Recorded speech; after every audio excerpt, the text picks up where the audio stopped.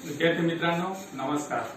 मगाशी परवा आपण आयसोमेट्रिक व्ह्यू कसा काढायचा ते आपण पाहिले व तो आयसोमेट्रिक व्ह्यू आपल्या बहुतेक विद्यार्थ्यांनी एकदम उत्तम प्रकारे तो आयसोमेट्रिक व्ह्यू काढलेला आहे।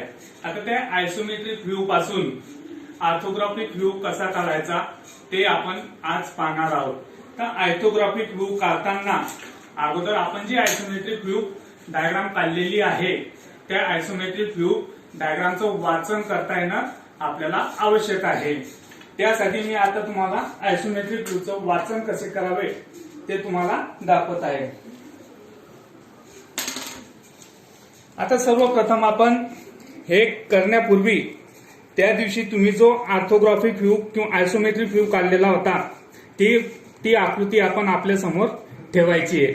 तर हे आयसोमेट्रिक व्ह्यू म्हणजे काय की ज्या ब्लॉकच्या किंवा जो आपण ऑब्जेक्ट काढले त्याच्या आपल्याला तीन बाजू दिसतात, त्या तीन बाजूचा ज्याच्या तीन बाजू दिसतात त्याला आयसोमेट्रिक व्ह्यू असे म्हणतात।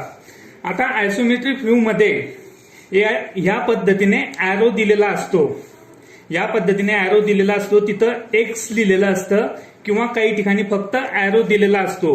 तो जो एरो दिलेला असतो तो फ्रंट व्ह्यू म्हणजे ती साइड जी आहे ती साइड ही फ्रंट व्ह्यू साइड असं समजावी, किंवा मग काही वेळेस या पद्धतीचा एरो सुद्धा दिलेला नसतो। मग अशा वेळेस मानकानुसार ब्लॉकची जी साइड जास्त रुंद आहे चौडी आहे तिकडची साइड ही फ्रंट व्ह्यू म्हणून आपल्याला समजायची असते। आता आकृतीचे वाचन करत असताना आता हे जे आयसोमेट्रिक व्ह्यू म्हणा किंवा ऑर्थोग्राफिक व्ह्यू म्हणा यांचे वाचन करणे एकदम महत्वाचे असते।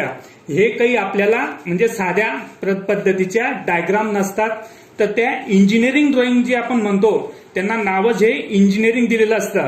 तर इंजिनिअरिंग पद्धतीने या आपल्याला आकृत्या काढायच्या असतात, म्हणून इंजिनिअरिंग पद्धतीमध्ये आकृत्या काढताना त्याला मापांना खूप महत्व असतं।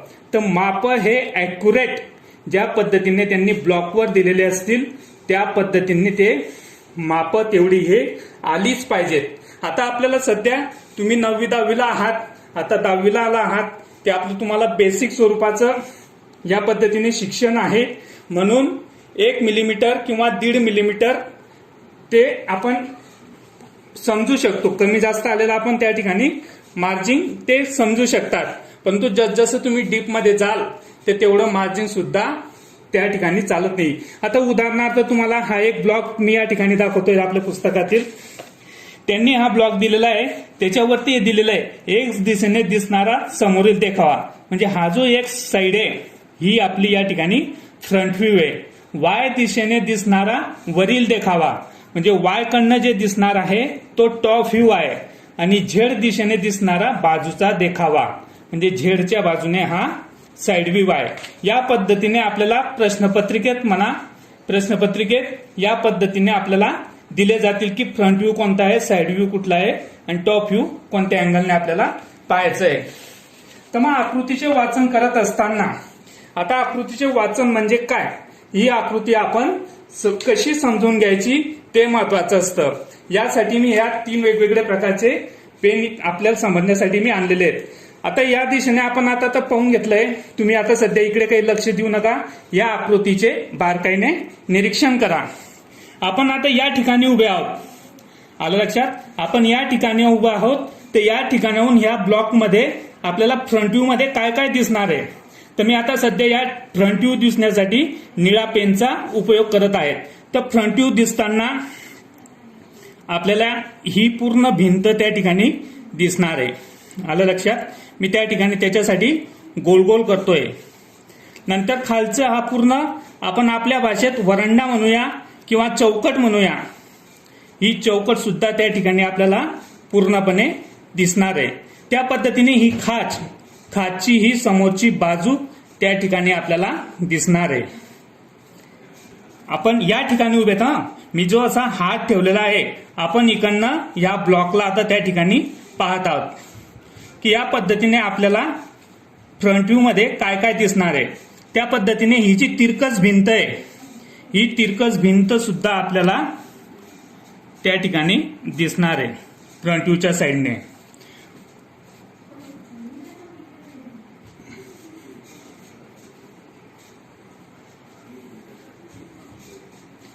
आता पूर्ण काही मी भरत नाही मित्रांनो, जास्त वेळ आपला त्या ठिकाणी जाईल. म्हणून आता फ्रंट व्ह्यू, आता हा जो माझा हात आहे, हा माझा हात या आकृतीला या ठिकाणी पाहते. तर त्या ठिकाणी मी जे काही निळ्या पेनाने गोल गोल केलेला आहे तो तेवढा भाग फ्रंट व्ह्यू मध्ये दिसत आहे, हे लक्षात घ्या. म्हणजे आकृतीचे वाचन म्हणजे काय की हेच की आकृती आपल्याला ती व्यवस्थित पूर्णपणे समजून घेता आली पाहिजे. तर मग फ्रंट व्ह्यू पाहताना कुठलाही भाग सुटा नको. आता हे सुरुवातीला आपला हा पहिलाच आयसोमेट्रिक व्ह्यू होता. यानंतर व्ह्यू हे म्हणजे ब्लॉक हे ऑब्जेक्ट हे जास्त डीप मध्ये येत जातील. हा साधा एक चौकोनी ठोकळा आणि त्याचा एक उतरती म्हणजे आपण आपल्या घसरगुंडी म्हणतो आपल्या भाषेमध्ये, त्या ठिकाणी त्यांनी तेवढी जोडलेली आहे. तर म्हणून तो आपल्याला साधा दिसतोय. पण जसजसं तुम्ही वर्षभरामध्ये शिकत जाल ते थोडे टप ऑब्जेक्ट तुम्हाला त्या ठिकाणी येत जातील. तर फ्रंट व्ह्यू मधनं आता तुम्ही पाहिलं या ठिकाणी आपल्याला एवढा समोरचा भाग हा दिसणार आहे. आता टॉप व्ह्यू पाहताना हे गोष्ट तुम्ही लक्षात घ्या मित्रांनो, टॉप व्ह्यू पाहताना कोणत्याही अँगलने तुम्हाला टॉप व्ह्यू पाहता येणार नाही. ज्या अँगलने तुम्ही फ्रंट व्ह्यू पाहिला त्याच अँगलने मोठा होऊन, आता सध्या तुम्ही रामायण पाहतात तर रामायणमध्ये आपले हनुमान ज्या पद्धतीने मोठे होतात त्याच पद्धतीने आपल्याला या ठिकाणी मोठं व्हायचं. म्हणजे सपोज आपण असं समजू की या ठिकाणी आपण वरती उडून आता वरून या पद्धतीने आपण हा टॉप व्ह्यू पाहत आहोत. तर टॉप व्ह्यू मध्ये आपल्याला हा सगळा भाग त्या ठिकाणी, सॉरी इथं मी गुणाकारच्या फुल्या मारतो.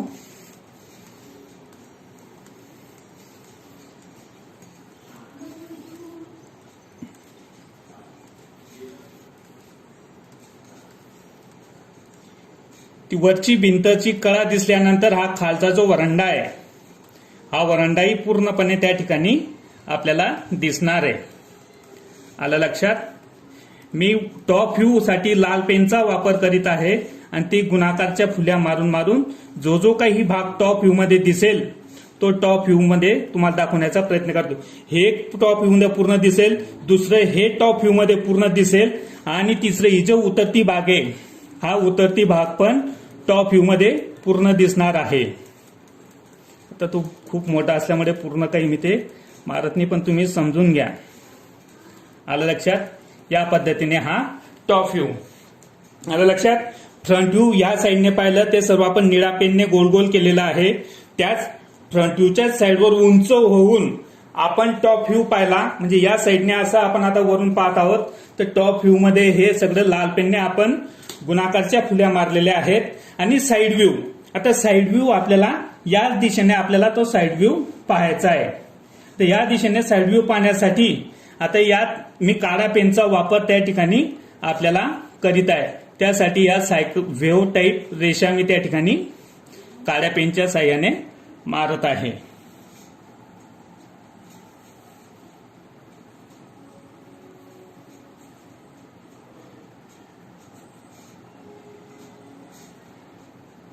या पद्धतीने टॉप व्ह्यू मध्ये साईड व्ह्यू मध्ये फक्त ही भिंत दिसेल आणि ही इकडची वरंडा, आपण वरंडा टाईप काय त्याला म्हणू की तो 10 मिलीमीटर म्हणजे 1 सेंटीमीटरचा होता, तो 1 सेंटीमीटरचा वरंडा फक्त एवढा. आणि ही जी उतरती आहे, ही जी साईड रेषा आहे, ही साईड भिंत आपल्याला त्या ठिकाणी दिसणार आहे. पण ती साईड व्ह्यू मध्ये कशी दिसेल ते मी तुम्हाला दाखवेल. आता हे आकृतीचे वाचन झाल्यानंतर आता आपण इकडे ऑर्थोग्राफिक व्ह्यू कडे येणार आहोत. आता ऑर्थोग्राफिक व्ह्यू करताना मित्रांनो सर्वात प्रथम हे प्लस एक्स ऍक्सिस, तुमच्या आपल्या मॅथच्या भाषेमध्ये एक्स ऍक्सिस वाय ऍक्सिस हे 2 ऍक्सिस आपल्याला काढून घ्यावे लागतात.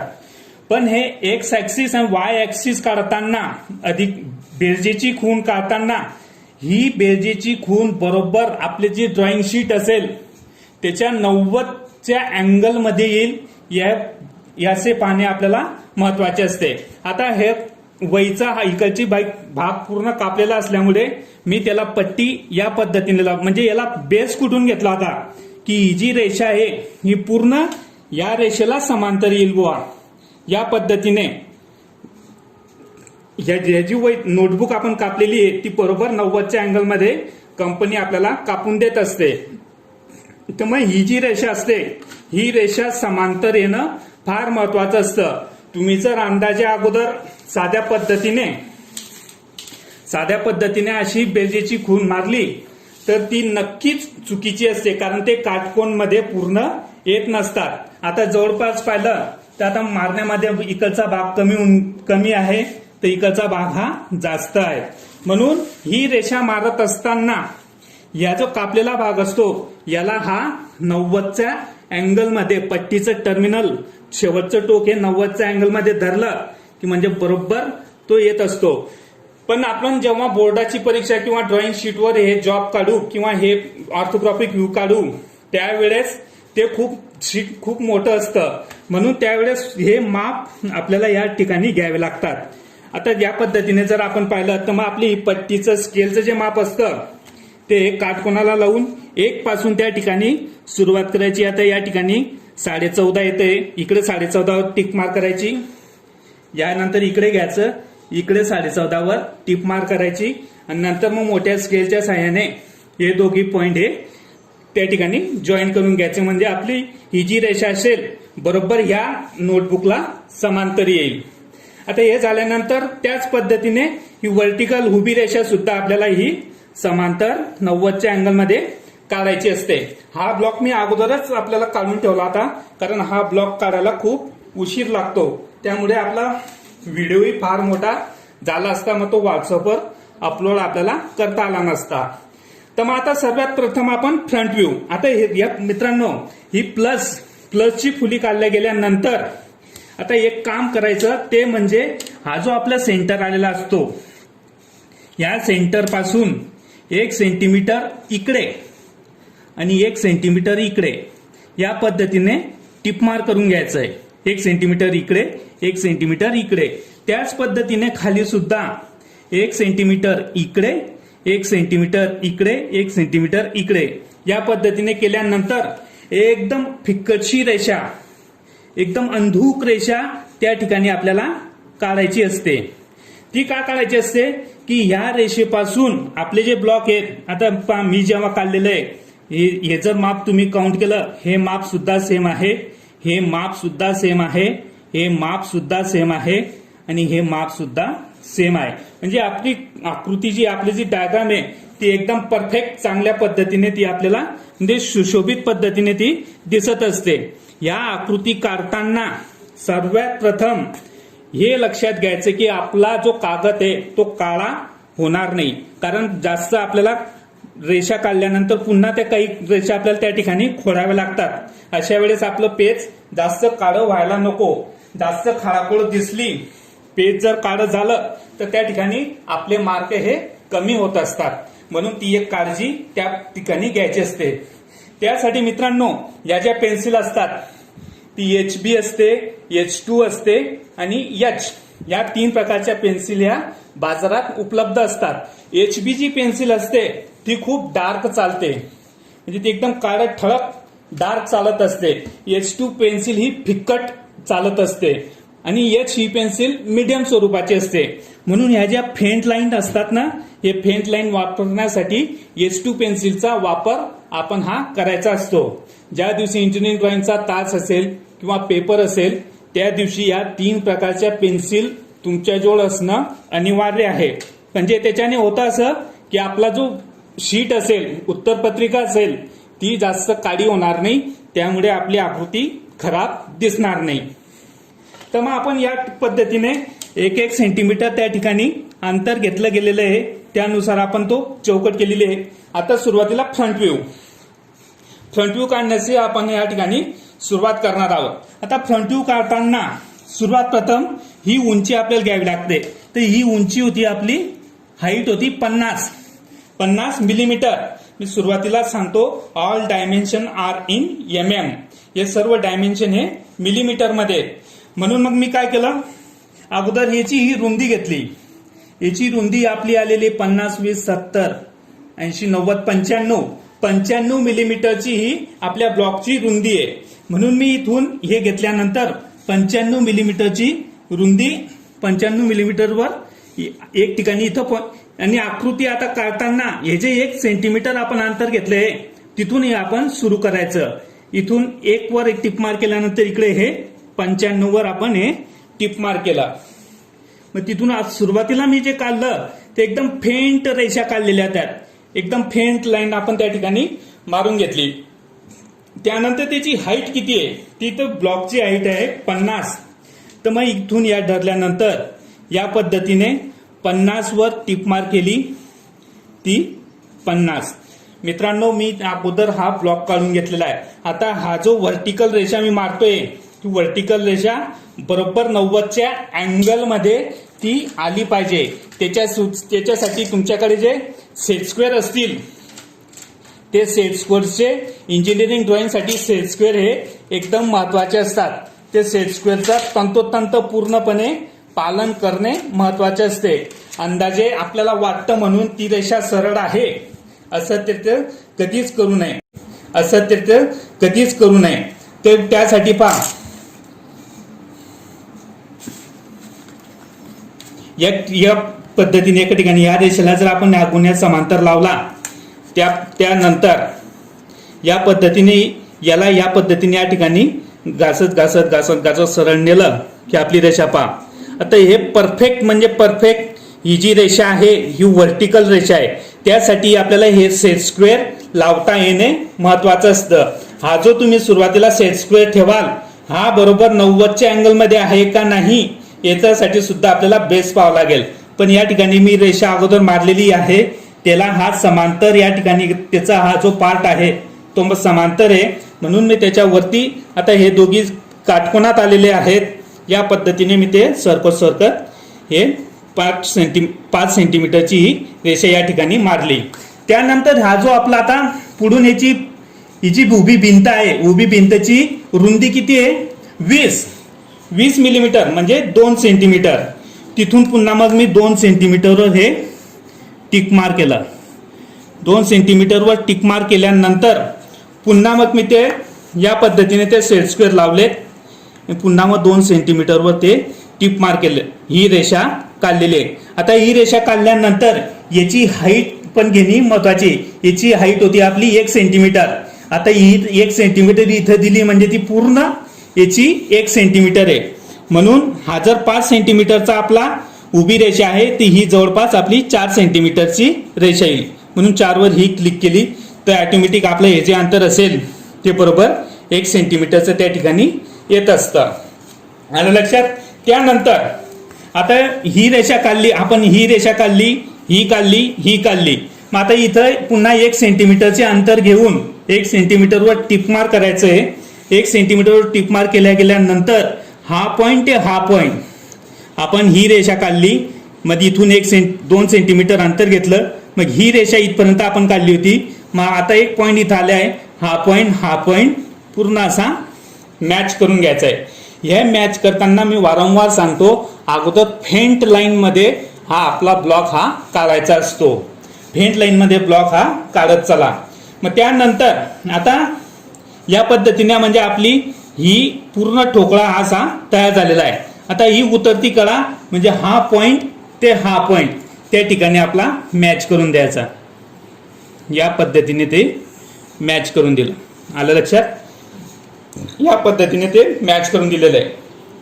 आता आपण इकडून पाहत असताना हा जो आपले मध्ये जी खाच आहे, ती मध्ये खाच आपल्याला दिसते, पण ती आपल्याला साधी फक्त अशा त्याचे जे हे साईडच्या 2 पट्ट्या असतील त्याच आपल्याला दिसतील. ती जनरली खाच ही दिसणार नाही. जेव्हा आपण एखादं नवीन बांधलेलं घर वगैरे लांबून पाहतो, तर लांबून पाहिल्यावर त्याच्यावर जर काही डिझाईन खाच वगैरे केलेली असेल, ती खाच आपल्याला त्या ठिकाणी फक्त रेषांच्या स्वरूपात ही दिसत असते. आता मग आता ती यापासून इकडनं ती 25 मिलीमीटर म्हणजे 2.5 सेंटीमीटरवर पहिलं टिप मार्क करायचं आहे. मग पहिले इथे टिप मार्क केल्यानंतर वरती सुद्धा 2.5 वर टिप मार्क करून घ्यायचं. आलं लक्षात. मग ती खाच आहे 20 मिलीमीटर म्हणजे 2 सेंटीमीटरची. म्हणजे इथून पुन्हा ते 2 सेंटीमीटरवर टिप मार्क करायचं, 2 सेंटीमीटरवर टिप मार्क करायचं आणि या दोघी रेषा जॉईंट करून घ्यायचा. या पद्धतीने आपला हा फ्रंट व्ह्यू या ठिकाणी तयार झालेला आहे. आता हा फ्रंट व्ह्यू तयार झाल्यानंतर आपल्याला टॉप व्ह्यू त्या ठिकाणी काढायचा असतो. मी तुम्हाला मगाशी सांगितलं फ्रंट व्ह्यू पाहिल्यानंतर आपल्याला त्याच्याच वरती चढून हनुमानाप्रमाणे उंची वाढवून आपल्याला त्याच साईडने तो टॉप व्ह्यू हा पाहायचा असतो. म्हणून हे जे काही रेषा आलेल्या असतात ना मित्रांनो, आता तुम्हाला या बारीक बारीक रेषा दिसतील, त्या पुढे कंटिन्यू वाढवायच्या असतात. आता उदाहरणार्थ हे पहा, मी या ठिकाणी या रेषा मारलेल्या आहेत. आता इथं झाल्यानंतर ही रेषा अशी कंटिन्यू वरती जाऊ द्यायची अलगद. इथं पण इथून पण अशी अलगद वरती जाऊ द्यायची. ह्या रेषा त्या म्हणजे जे इंजिनिअरिंग ड्रॉइंग मध्ये ह्या ज्या रेषा असतात त्या वरती टॉप व्ह्यू मध्ये ऑटोमॅटिक ह्या दिसत असतात. हे ज्या खाचेच्या रेषा आहेत पहा, हे काचेच्या रेषा ही अलगद वरती जाऊ द्यायच्यात. ही दुसरी रेषा खाचेची ती सुद्धा अलगद वरती जाऊ द्यायची. त्या ठिकाणी आता ज्या दिसत आहेत हे माझं मी अगोदर डार्क काढलं, नंतर ह्या फेंट रेषा नंतर पुसायच्या नसतात. कारण की ही जी खाचे ही काच पहा ही कंटिन्यू लगेच यालाच ती मॅच व्हायला पाहिजे. याचा कॉर्नर त्याचा कॉर्नर याला ती मॅच व्हायला पाहिजे, याचा कॉर्नर ती मॅच व्हायला पाहिजे. ही रेषाला मॅच, ही रेषा मॅच व्हायला पाहिजे, याला ही मॅच व्हायला पाहिजे. आणि ही जी बाउंड्री आहे ही बाउंड्रीची रेषा बाउंड्रीला त्या ठिकाणी ही मॅच व्हायलाच पाहिजे. नाही तर काही वेळेस काही विद्यार्थ्यांचं कसं असतं, फ्रंट व्ह्यू मोठा येतो टॉप व्ह्यू छोटा येऊन जातो. म्हणजे ते मापशीर न घेतल्या मापाप्रमाणे न घेतल्यामुळे ती अशी गोंधळ त्या ठिकाणी उडण्याची जास्त भीती असते. तर मग आता आपण फ्रंट व्ह्यू काढला, आता टॉप व्ह्यू या रेषा गेल्यानंतर या पद्धतीने फेंट रेषा आपण स्ट्रेट मारल्यानंतर इथून पुन्हा 1 सेंटीमीटरवर अगोदर आपण जागा सोडून दिलेली आहे, ती पुन्हा मग हा पॉइंट टच करून द्यायचा आहे. हा पॉइंट टच केल्यामुळे हा टच करून द्यायचा आहे. ह्या रेषा ही जी खाचे या खाचच्या रेषा त्या ठिकाणी आलेल्या आहेत. मग त्यानंतर ही खाच आपली किती आहे 15 मिलीमीटर. 15 मिलीमीटर म्हणजे 1.5 सेंटीमीटर. मग 1.5 म्हणजे 15 मिलीमीटरवर पुन्हा अशी रेषा मारायची. इकडनं सुद्धा 15 मिलीमीटरवर या पद्धतीने रेषा मारायची आणि या दोघा रेषा एकमेकांना टच करून द्यायच्या आहेत. नंतर ही उतरती भाग हे 20 मिलीमीटर, हे बरोबर 20 मिलीमीटर चाललेलं आहे. ही खालून बरोबर ती रेषा याला कंटिन्यू झालेली आहे. ही 20 मिलीमीटरवर आल्यानंतर हा पॉइंट टच करून द्यायचा. नंतर हा 15 मिलीमीटर मग इकडनं ते 15 मिलीमीटर जर मोजलं आपण 15 मिलीमीटरवर इकडे पॉइंट ठेवायचा आहे. नंतर इकडे सुद्धा 15 मिलीमीटर पॉइंट ठेवला तर या पद्धतीने ते टच करून घ्यायचे. इतक्या साध्या आणि सोप्या पद्धतीने आपला हा टॉप व्ह्यू त्या ठिकाणी आपला तयार होईल. आता हे सगळं झाल्यानंतर आपलं फ्रंट व्ह्यू झाला, टॉप व्ह्यू झाला. आता टॉप व्ह्यू झाल्यानंतर आता आपल्याला साईड व्ह्यू काढायचा आहे. तर मित्रांनो याच्यासाठी या पद्धतीने कंपासचा आपल्या कर्कटकचा वापर त्या ठिकाणी करायचा आहे. आता मी तुम्हाला सांगितलं अगोदर फ्रंट व्ह्यू काढला. फ्रंट व्ह्यूच्या ह्या ज्या फेंट रेषा आहेत या फेंट रेषा वरती मी वाढवून घेतल्या होत्या. म्हणजे बरोबर तेवढ्याच मापाचा टॉप व्ह्यू सुद्धा आला आणि तेवढ्याच मापावर आपली खाच वगैरे सगळ्या रेषा त्या जशाच्या तशा मिळाल्या. मग त्याच पद्धतीने आता मी इकडे काही काढलेले नव्हते. आता याच पद्धतीने पहा हे 15 मिलीमीटर इथून जर आपण घेतलं, आता हे बेस या ठिकाणी आलेलं आहे. ही रेषेचा हा बेस बरोबर या खाचचा हा पॉइंट या ठिकाणी आलेला आहे. नंतर या रेषेचा हा पॉइंट या ठिकाणी आलेला आहे आणि ही बाहेरची कडा म्हणजे बाउंड्रीचा हा पॉइंट या ठिकाणी आलेला आहे. असे पॉइंट या ठिकाणी आपण देऊन द्यायचे. अलगद पॉइंट असे स्पष्ट दिसायला नको. मग आपलं कर्कटकचं हे टोक या ठिकाणी ठेवायचं. या ठिकाणी ठेवल्यानंतर पहिला पॉइंट या पद्धतीने केल्यानंतर या रेषेला तो टच करायचा आहे. आलं लक्षात? त्याच पद्धतीने दुसरं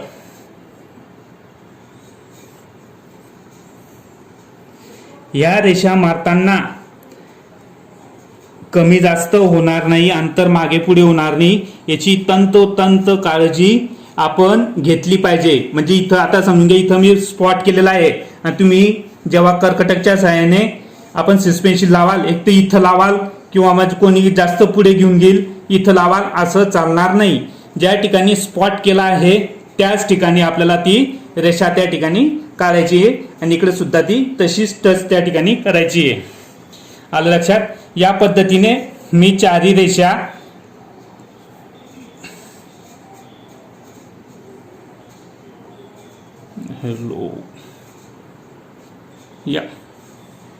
या पद्धतीने मी चारही रेषा ह्या टच करून घेतल्या. त्या काढताना एकदम फेंट काढायचं आहे. तरी मित्रांनो एक काळजी घ्यायची आहे की आपण ह्या रेषा काढताना हे जेव्हा आपण सर्कल काढतो त्यावेळेस नक्कीच काही अंतर हे मागे पुढे होत असतं. म्हणून आपली पट्टीच्या साहाय्याने आता इथं पट्टीची आपली स्टार्टिंग लावायची असते. आलं लक्षात? पट्टीचं स्टार्टिंग लावल्यानंतर 1 सेंटीमीटर, नंतर हे आहे 25 सेंटीमीटर. मग त्याच पद्धतीने इथून धरायचं, इथून 1 सेंटीमीटर इथं टिप मार्क करून घ्यायचा. म्हणजे हा पॉइंट ते हा पॉइंट बरोबर मॅच झाला आहे का नाही, लगेच याचं अंतर मोजायचं. तेवढंच अंतर याचं आलंय का नाही ते मोजून घ्यायचं. लगेच याचं अंतर मोजायचं, याचं अंतर बरोबर आलंय का नाही ते मोजून घ्यायचं. हे सगळं झाल्यानंतर हे जर आपलं कन्फर्म करेक्ट आलं तर मग त्यावेळेस आपण साईड व्ह्यू काढायला सुरुवात करायची असते. आता साईड व्ह्यू काढताना आपण या ठिकाणाहून साईड व्ह्यू हा पाहणार आहोत. आता साईड व्ह्यू मध्ये काय येणार आहे आपल्याला, या ज्या काळ्या पेनाच्या असते याने आपण वेव्हलाईन काढलेल्या आहेत तेवढाच भाग आपल्याला हा साईड व्ह्यू मध्ये दिसणार आहे. तर मग हे केल्यानंतर इथून हा पॉइंट आल्यानंतर ही रेषा बरोबर अगोदर बाउंड्रीच्या बाहेरील रेषा या काढून घ्यायच्या आहेत. इकडून ही रेषा या पद्धतीने आलेली आहेत. आता हे काढताना सुद्धा हे इकडनं आलेलं आहे बरोबर. म्हणजे हे आपलं किती होतं 60 मिलीमीटर. तर बरोबर आपलं हे जे अंतर आहे हे 60 मिलीमीटर आलंच पाहिजे. जास्तीत जास्त 61 मिलीमीटर चालेल. मग तुम्ही म्हणाल 64, 65 किंवा 7 सेंटीमीटर, 70 मिलीमीटर असं चालणार नाही. 1 मिलीमीटर किंवा 1.5 मिलीमीटर, आपल्या भाषेमध्ये 19-20 म्हणून 1 मिलीमीटर किंवा 1.5 मिलीमीटर एवढंच त्या ठिकाणी चालेल. 3-4 मिलीमीटरचं अंतरचा जर फरक पडत असेल तर ते ग्राह्य धरलं जात नाही. आलं मित्रांनो लक्षात? तर मग हे काढल्या गेल्यानंतर हा पण 6 सेंटीमीटरचा आलेला आहे. हे सुद्धा 6 सेंटीमीटरचं 6 सेंटीमीटरचा आपल्याला आलेला आहे. आणि याची हाईट आहे 50 मिलीमीटर. नंतर हे 50 मिलीमीटरवर या पद्धतीने रेषा मारून घ्यायची. ही साईडला,